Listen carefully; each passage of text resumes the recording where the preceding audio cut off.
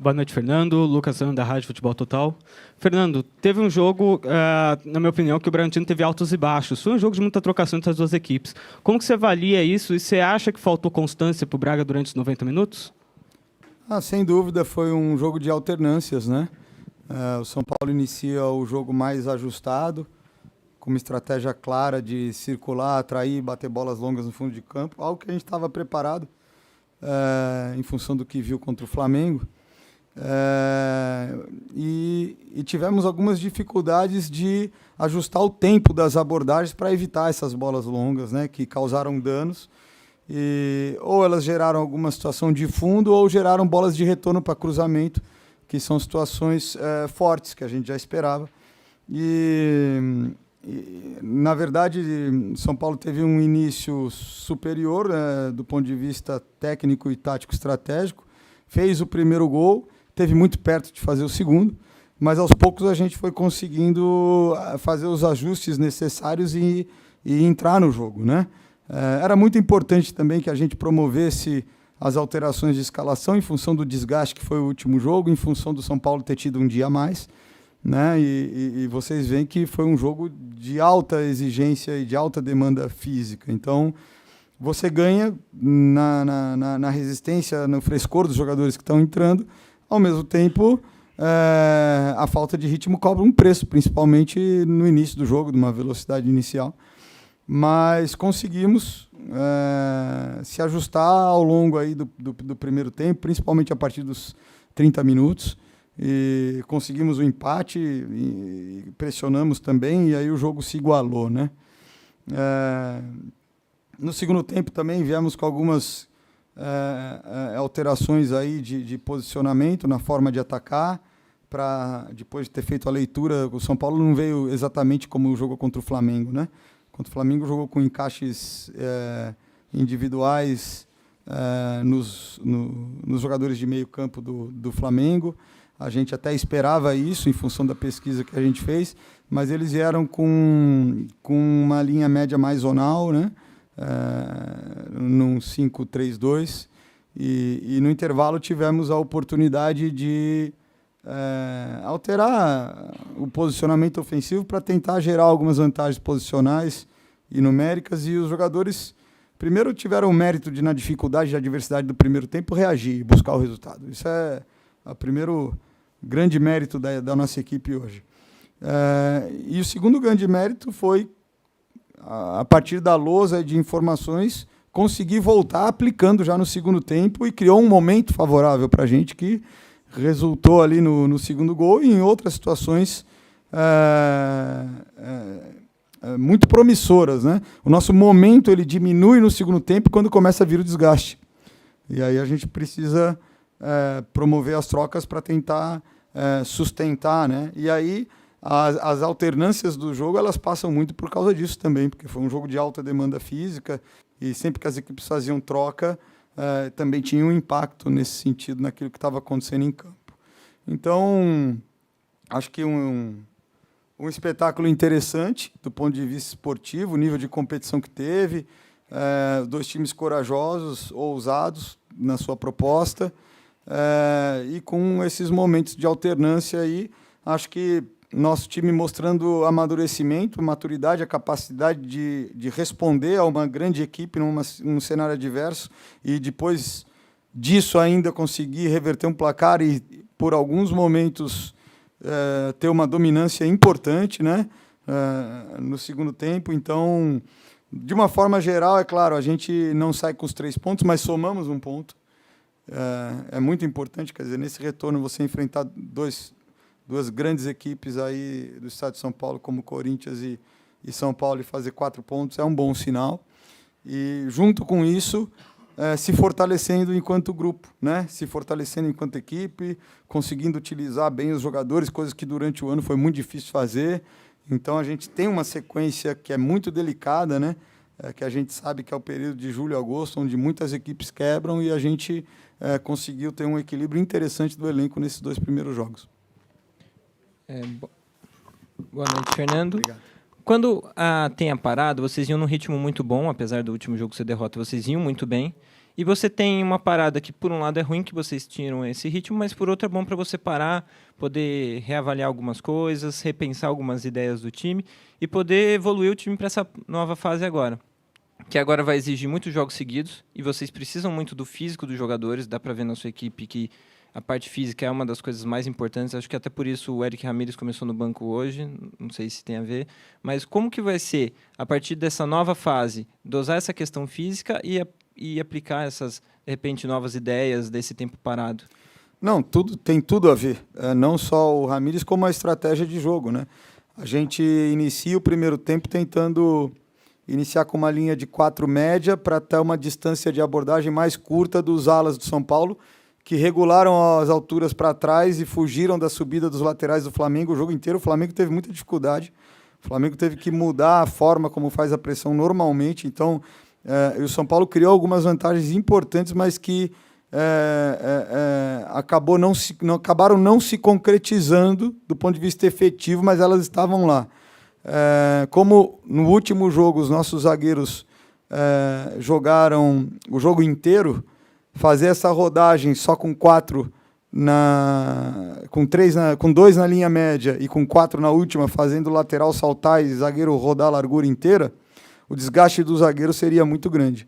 Então o que a gente fez foi fazer uma linha média com 3, mas de um lado empurrar o Hurtado e do outro lado abrir o Barbosa. Então ele ganha amplitude, uma linha para frente para conseguir pôr o pé antes. Mas ainda assim os jogadores de São Paulo fizeram muito bem. Só que em alguns momentos o que atrasou a gente foi eles terem feito uma conexão dentro para bater fora. E aí o nosso desajuste foi ter deixado essa primeira bola dentro, porque ela gera o atraso na abordagem fora, né? E aí, assim, são pequenos detalhes que faz toda a diferença de tempo e espaço que a gente foi tendo que ajustar à medida que o jogo acontecia e os danos estavam sendo feitos, né? E aí tem um momento que a gente acaba indo mesmo fazer a pressão no 4-2-3-1, como a gente fez em alguns jogos, como o próprio Flamengo iniciou contra o São Paulo e teve que mudar, porque estava tendo dificuldade, mas nós fomos na coragem e acreditando que a gente já fez tantas vezes que nesse momento era a melhor solução que tinha e que a gente ia conseguir dar conta. E o jogo foi jogado num nível de risco e no limite do limite o tempo todo, em função dessa decisão, porque antes a gente estava um pouco mais equilibrado na última linha, mas não conseguia pôr o pé na bola e acabava sofrendo de qualquer forma. Então, vamos espalhar o sofrimento, né?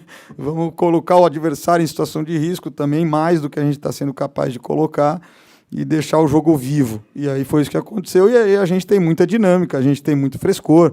Acho que os nossos laterais fizeram um jogo excepcional, porque eles compraram isso muito bem. O nível de desgaste é enorme, tanto que a gente teve que trocar os dois no final do jogo. Não eram trocas previstas ou ideais, mas era impossível eles continuarem, né? Então, quando a gente teve só 3 dias, né? Como eu falei, o São Paulo teve 4. Era muito importante que o desgaste, a recuperação e o frescor fizessem parte tanto da estratégia quanto da escolha de escalação. Sebra, boa noite. É Tarso Carcossi do Em Pauta. No último jogo contra o Corinthians, o Bragantino foi buscar um gol aí praticamente no último minuto. E hoje, numa situação aí de muita dificuldade contra o São Paulo no primeiro tempo, São Paulo dominando, teve a chance de fazer o segundo gol, buscou o empate. O time reagiu, quase virou no primeiro tempo, no segundo tempo veio muito bem.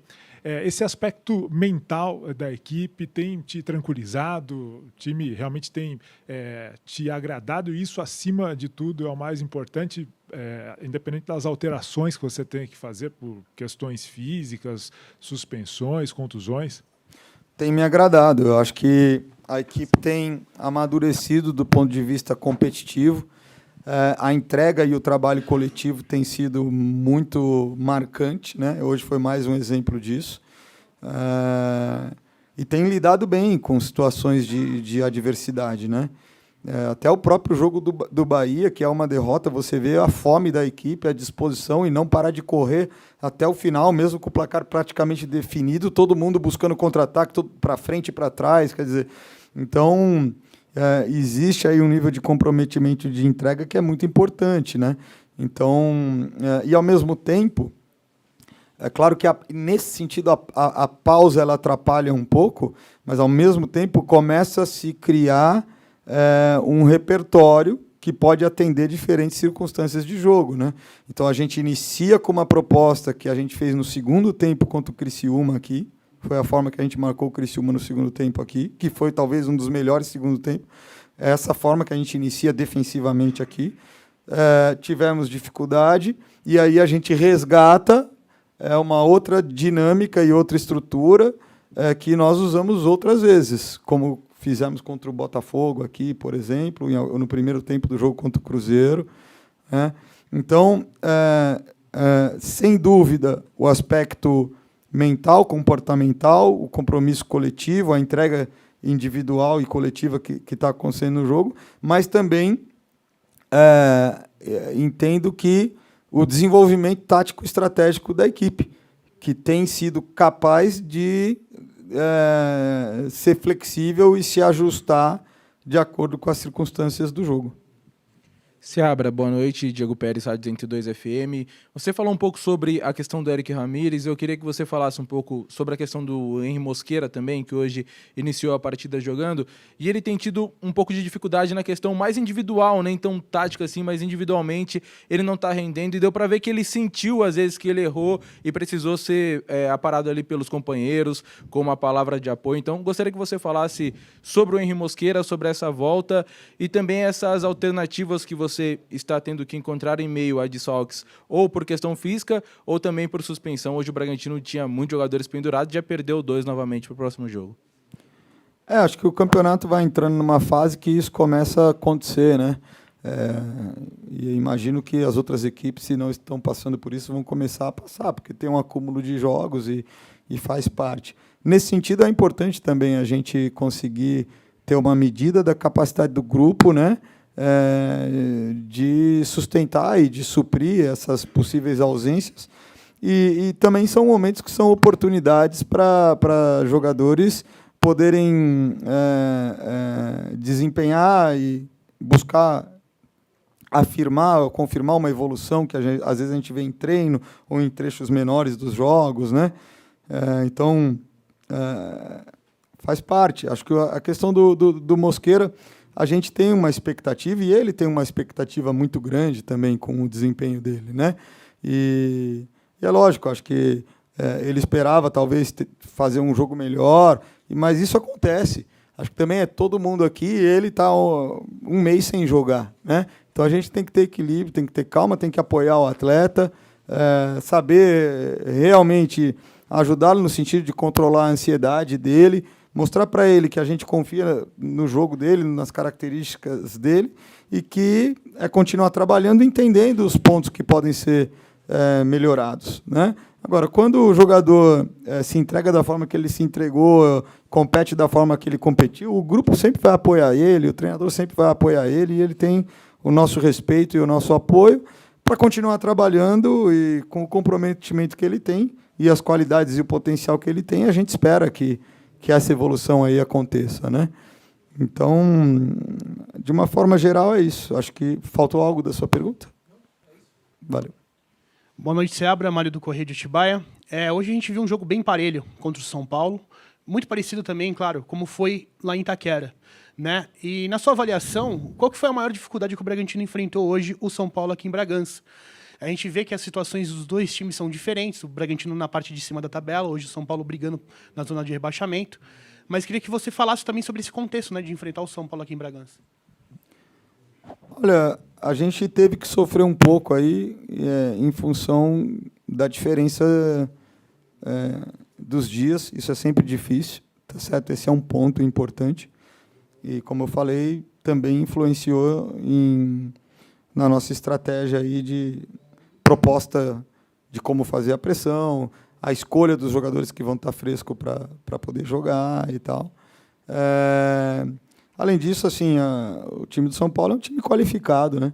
Tem jogadores associativos com inteligência para encontrar os espaços para oferecer os apoios no tempo certo, jogadores com recursos interessantes para fazer construção tanto longa quanto curta, né? E acho que nessa chegada, assim, nesse início de trabalho, as ideias que são prioridade, elas estão muito claras, né? A questão do jogo direto, a questão dos cruzamentos quando chegar no fundo já terminar e ter peso na área, né? e a gente sabe que o São Paulo tem qualidade nas batidas e nas entradas, no ataque à área, então teve o primeiro gol e teve outras situações de risco. Oi? Assim, essas bolas diretas que eu falo, né? Atração, jogo de corredor, bate no fundo e a partir do fundo já tenta terminar, né? Então, eu acho que para um início de trabalho, o treinador vai sempre buscar isso, né? Quer dizer, quais são as ideias claras para que a gente possa se defender bem e chegar no gol de uma forma objetiva. E mesmo sabendo disso, a gente teve dificuldade de ajustar nos primeiros 25 minutos do jogo. E aí, como eu falei, acabamos adotando um outro cenário para que a gente estivesse mais longe fora, mas não tomasse a conexão dentro. Entendeu? Porque mesmo mais longe, se não tivesse a conexão dentro, ia dar tempo, ou um tempo melhor, de chegar nessa bola direta. A gente poderia... vamos enfrentar um time que está mais fresco, que tem qualidade, que faz um jogo direto.